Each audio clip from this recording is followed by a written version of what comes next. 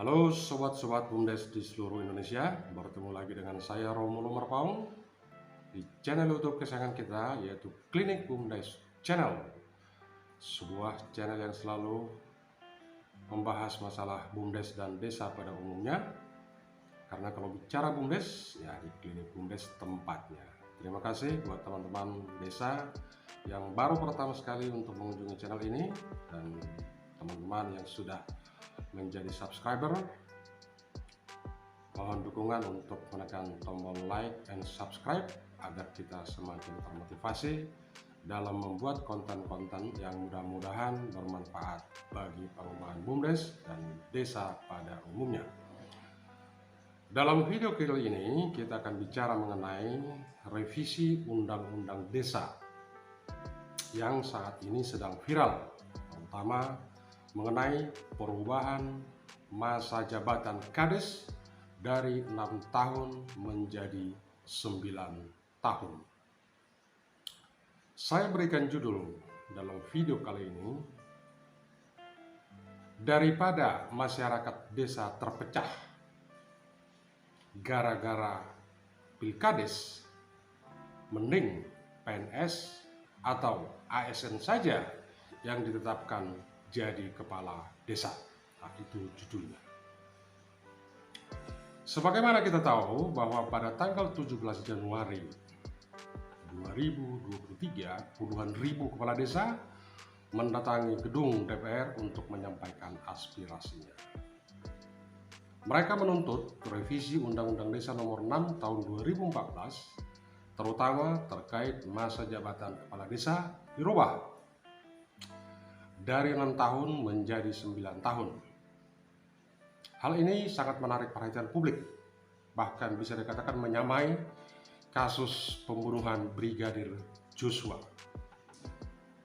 Tentu saja, biasanya sebuah usulan yang didukung oleh massa besar pasti terjadi pro kontra di kalangan masyarakat, bahkan di kalangan pemerintah desa sendiri atau di abdesi. Adapun alasan mereka untuk menuntut masa jabatan dari 6 tahun menjadi 9 tahun. Yang pertama, Kades butuh waktu 3 tahun menyatukan kembali perpecahan yang terjadi pada saat Pilkades. Jadi hanya 3 tahun waktu untuk membangun desa. Konon katanya setelah Pilkades, kepala desa sibuk untuk menyatukan masyarakat kembali karena sudah terjadi perpecahan sebelum Pilkades. Itu menurut beberapa kepala desa. Kemudian, menyikapi hal ini, Presiden Jokowi setuju dengan usulan perpanjangan masa jabatan Kades. Hal ini diperoleh informasi berdasarkan wawancara salah satu TV swasta yang disampaikan oleh Pak Budiman Sujatmiko, salah satu pegiat desa selama ini, yang juga menjadi kader dari Partai Demokrasi Indonesia Perjuangan. Ketua Majelis Pertimbangan Organisasi Abdesi, Asri Anas, dalam kompas.com 23 Januari mengatakan, ternyata para kades digoda parpol dan dalam hal ini PDIP dan PKB. Maksudnya digoda untuk mengusulkan masa jabatan jadi 9 tahun. Tentu saja kepala desa tertarik dengan godaan ini. Nah, godaan itu disampaikan oleh Sekjen PDIP langsung dan Ketua Umum PKB, yaitu Pak Muhaimin Iskandar. Itu informasi yang kita dapat dari Ketua Majelis Pertimbangan Organisasi Abdesi.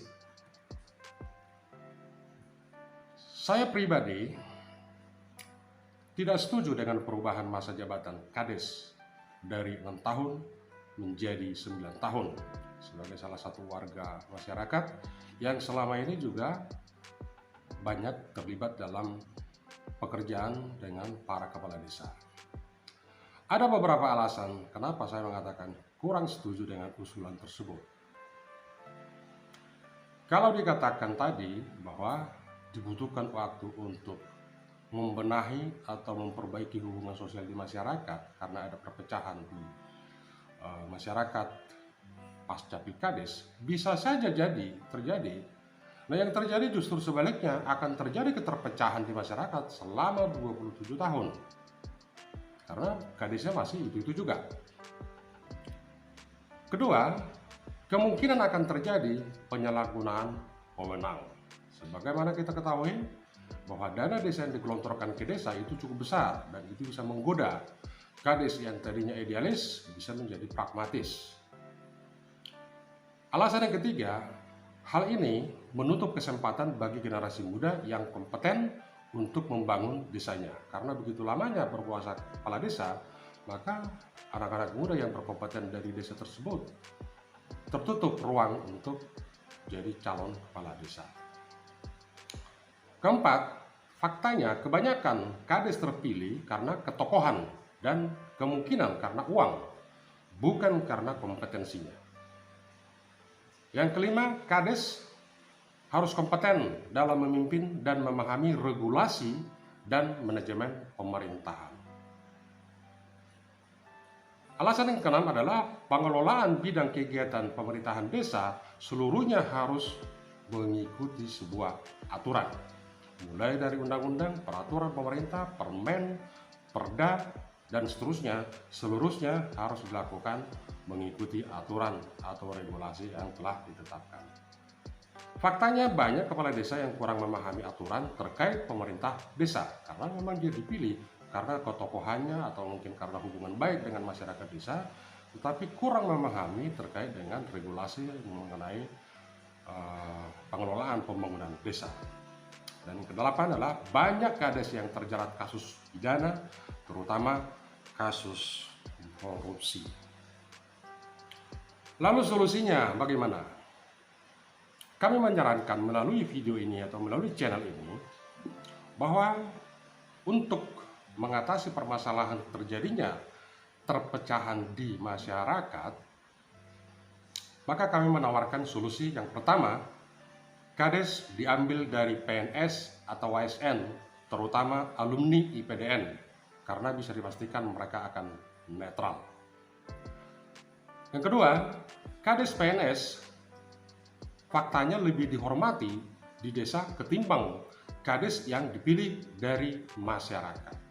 Banyak PJS-PJS yang ditempatkan oleh pemerintah kabupaten yang juga dihormati di masyarakat desa. Yang ketiga, setiap alumni IPDN karirnya diawali dengan menempatkan mereka sebagai kepala desa terlebih dahulu. Jadi begitu mereka lulus, berikan kesempatan kepada mereka untuk memimpin suatu desa selama 5 tahun. Beberapa alasan yang menurut kami bahwa PNS itu kepala desa itu diambil dari PNS atau dari alumni IPDN. Yang pertama adalah PNS, terutama alumni IPDN, pasti lebih kompeten minimal dalam hal pemahaman regulasi tentang desa. Karena mereka selama belajar di IPDN pasti banyak mempelajari tentang regulasi atau aturan-aturan terkait dengan desa. Mereka sudah dididik dengan ilmu pemerintahan dan manajemen pemerintahan.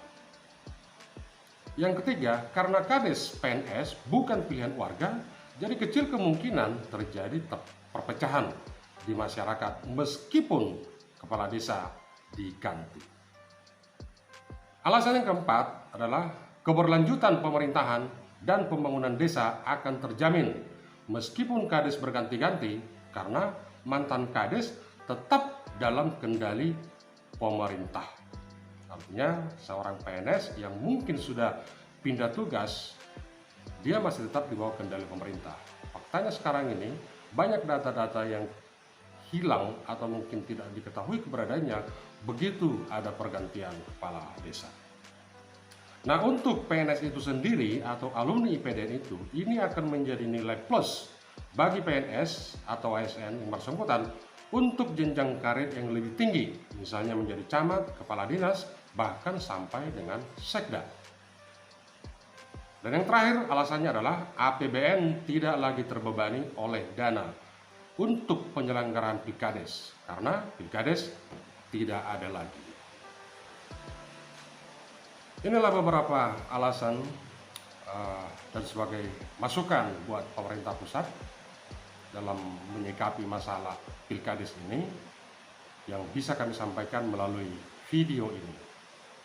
Terima kasih telah menonton video ini.